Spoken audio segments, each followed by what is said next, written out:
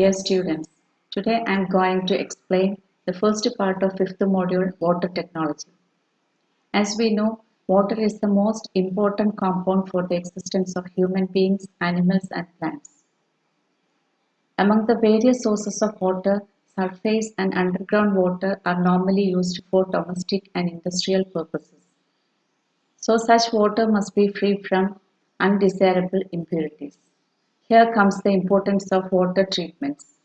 Before treating water, we should know the nature as well as the amount of impurities in water. Let's move to our topic, hardness of water. Hardness is a characteristic property of water which does not produce lacquer with soap. Based on this property, water is classified as soft water and hard water. Water which produces a ready and permanent lather with soap is soft water. And the water which does not produce lather with soap but produces a white precipitate is hard water. Formation of white precipitate in hard water is due to the presence of dissolved salts of calcium and magnesium ions. The white precipitate formed is known as scum. So we can say the hardness of water is due to the presence of dissolved salts of calcium and magnesium. And based on the type of hardness causing salts or the dissolved salts in water, hardness is classified as temporary hardness and permanent hardness. Temporary hardness is due to the presence of bicarbonates of calcium and magnesium. That is due to the presence of calcium bicarbonate and magnesium bicarbonate. So this is also called the carbonate hardness. And it can be easily removed by simple boiling or by adding lime to water. This equation shows the boiling process. During boiling, all the soluble bicarbonates are converted into corresponding carbonates, which can be removed by filtering. Similarly, the second equation, when lime is added to water, it converts all the soluble bicarbonates into corresponding hydroxides that can also be removed by filtering. And the second one is permanent hardness. It is due to the presence of chlorides and sulfates of calcium and magnesium. That is calcium chloride, magnesium chloride, calcium sulfate, magnesium sulfate, etc. This is also called a non-carbonate hardness. Can't be removed by simple boiling, but can be removed by softening methods like lime soda process, zeolite process, ion exchange process, etc. In all these processes, the soluble hardness causing salts are converted into insoluble products. So it can be removed by filtering.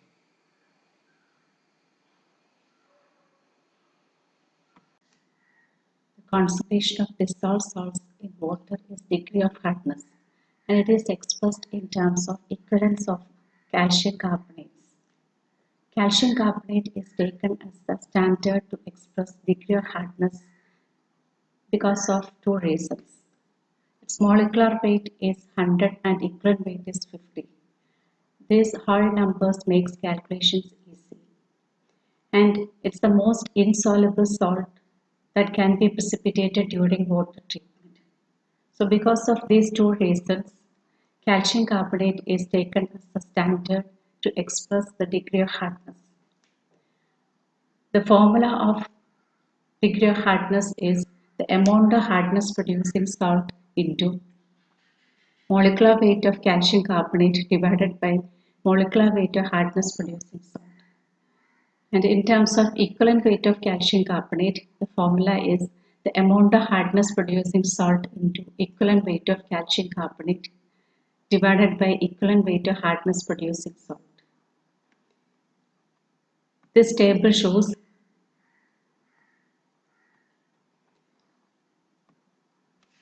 the molecular weights of some hardness producing salts. And then The units of hardness. First unit is parts per million. It is the number of parts of calcium carbonate equivalent hardness in 10 raised to 6 parts of water. That is, 1 parts per million is equal to 1 part of calcium carbonate equivalent hardness in 10 raised to 6 parts of water. Second one is milligrams per liter. It is defined as the number of milligrams of calcium carbonate equivalent hardness per 1 liter of water. 1 milligram per liter means 1 milligram of calcium carbonate equivalent hardness in 1 liter of water. Third one is Planck's degree. It is defined as the number of parts of calcium carbonate equivalent hardness in 70,000 parts of water. That is, 1 Planck's degree is equal to 1 part of calcium carbonate equivalent hardness in 70,000 parts of water. And the last one is French degree. It's the number of parts of calcium carbonate equivalent hardness per 10 raised to 5 parts of water. That is, 1 French degree is equal to 1 part of calcium carbonate equivalent hardness in 10 raised to 5 parts of water. Let me move to the numerical part of this topic. The first problem is sample of water contains 120 milligrams of magnesium sulfate per liter. Calculate the hardness in terms of calcium carbonates. So in this equation, we have to calculate the degree of hardness. The formula is the amount of hardness produced in salt into 100 divided by molecular weight of hardness produced in salt. 100 is the molecular weight of calcium carbonate, and the amount of hardness produced in salt magnesium sulfate is given in the question as 120 milligrams per liter. And the molecular weight of hardness produced in salt is 120. It is obtained by adding atomic masses of magnesium, sulfur, and oxygen. So by substituting all these values, we get the answer as 100 milligrams per liter. This is another problem. In this problem, you have to calculate carbonate and non-carbonate hardness of water sample containing magnesium bicarbonate, calcium bicarbonate, calcium sulfate, magnesium chloride, sodium chloride. Here we can see magnesium bicarbonate and calcium bicarbonates are temporary hardness causing salts, that is, carbonate hardness causing salts. And calcium sulfate and magnesium chloride are permanent hardness causing salts, that is, non-carbonate hardness. So in order to solve this problem, we have to calculate the degree of hardness of each salt separately. And sodium chloride doesn't produce any hardness, so we can ignore it. And in order to calculate carbonate hardness, we have to add the degree of hardness of magnesium bicarbonate and calcium bicarbonate. Similarly, non-carbonate hardness is calculated by adding hardness due to calcium sulfate and magnesium chloride. Now I am going to discuss about water softening methods. During softening or conditioning of water, all the soluble hardness causing salts are removed and thus water became soft. Common water softening methods are lime soda process, zeolite process, and ion exchange process. All these are external conditioning methods. External conditioning means conditioning conducted outside the boiler. Let us see how hard water is converted to soft water by ion exchange process. Ion exchange process is also called the demineralization process. The speciality of this method compared to others is that it removes almost all ions, both cations and anions present in water. Thus, the soft water produced by this method is demineralized or deionized water. This process is usually carried out using ion exchange resins. Ion exchange resins are long-chain, cross-linked, insoluble organic polymers with a microporous structure. The functional groups attached to the chains are responsible for the ion exchange properties. Two types of ion exchange resins are used in this method. They are cation exchange resins and anion exchange resins. Cation exchange resins contains acidic functional groups like COOH, SO3H, etc. They are capable of exchanging their H plus ions with cations present in water. And anion exchange resins contains basic functional groups like NH2, OH, etc. These are capable of exchanging their negative ions with other negative ions present in the water.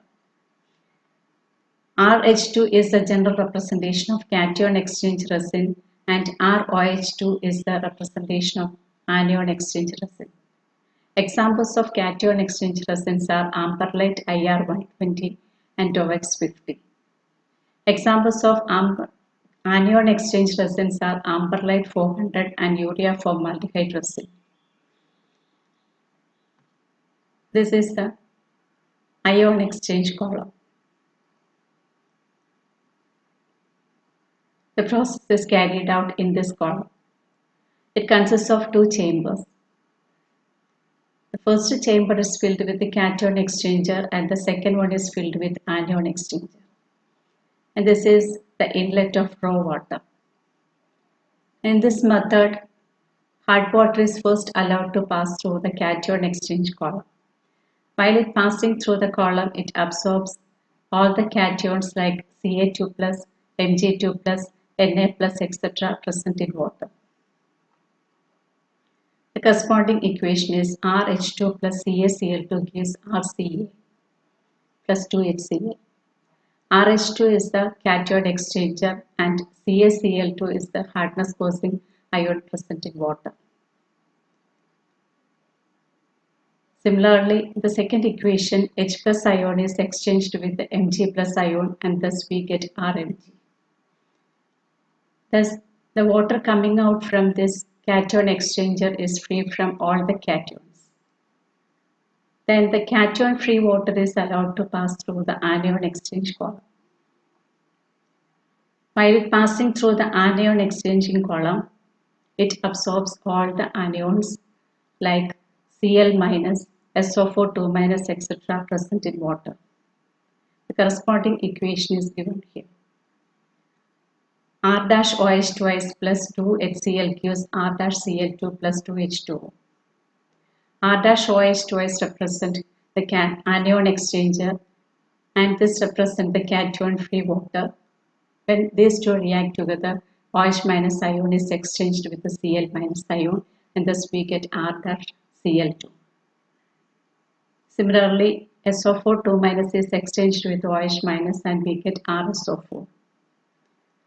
Thus, the water coming out from the anion exchanger is completely free from both cations and anions. So, the water obtained by this treatment is soft water as well as deionized and demineralized water. That's about the process.